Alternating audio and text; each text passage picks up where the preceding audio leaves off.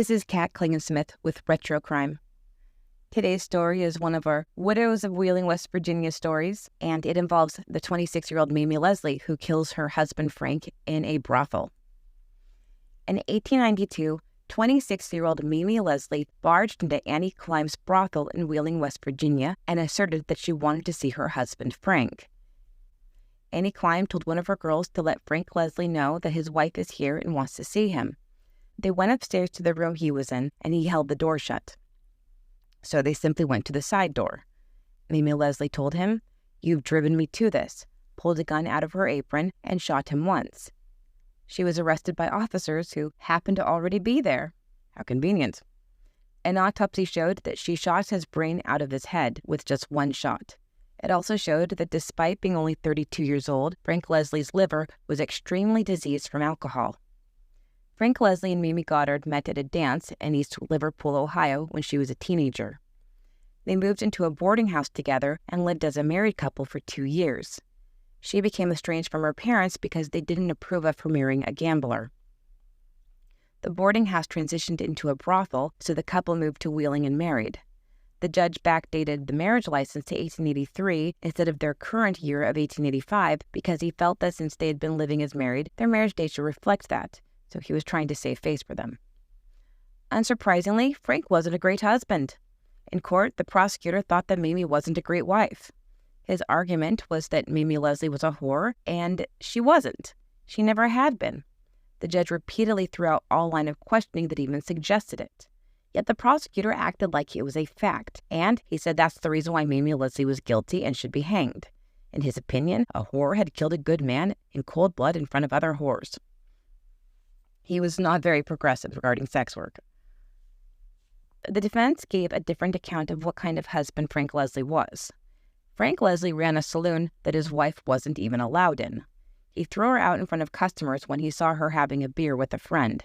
Instead, he brought prostitutes in and drank with them. Neighbors gave one account after the next of his terrifying behavior. Frank Leslie had shot at her several times, and once the bullet went through her clothes. The last time he did, she hid the gun afterwards at a neighbor's, so that the next time he was mad, he couldn't find it. Instead, he chased after her with an ice pick.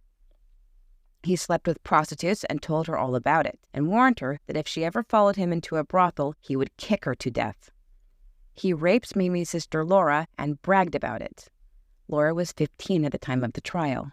She went on to work at a brothel in Wheeling and died 3 years later at 18 years old. Another time, he came into the room with 2 guns, threw one at her, and said, "Kill me and I'll kill you." She did not accept the invitation. The neighbors witnessed him throwing a rocking chair at her, and another time tore up her clothes and threw them at her. The defense asked her about the time he brought a prostitute named Kiss Walton over, threw Mamie out the door, and locked her out. The prosecutor objected on grounds that it was information for a divorce trial, not a murder one.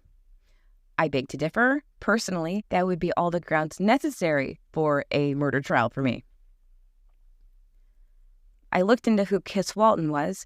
Kiss Walton, that was not her real name. Her real name was Dora Mullman, and she was a longtime prostitute in Wheeling, West Virginia. She died 3 years after this of heart disease, and she died as an inmate of Dump Sherman's brothel boathouse. Mamie had already been arrested once for shooting her husband. Frank fled and she ran after him, missing him as she shot at him in the hallway. Her sister Laura bailed her out of jail and the charges were dropped. Everyone knew Frank and assumed that she was just defending herself. The day of the murder, he took hundreds of dollars and said he was going to spend it on women at Annie Climb's brothel. $100 in 1892 is equal to about $3,500 now. Mamie Leslie went to the neighbor's house and asked for the gun she had been hiding there.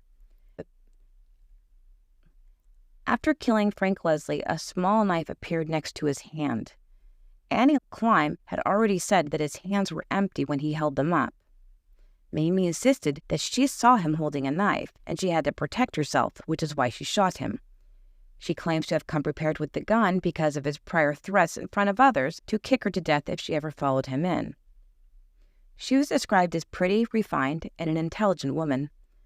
The jury voted to acquit her, and afterwards there was cheering in the packed courtroom and all throughout the halls. She was free to go and arrived home to find out that she no longer had a place to live and no money.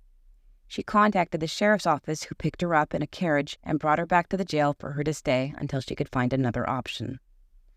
I looked into what happened to her afterwards. There isn't much information, but she did remarry, so I hope she had better luck the second time around.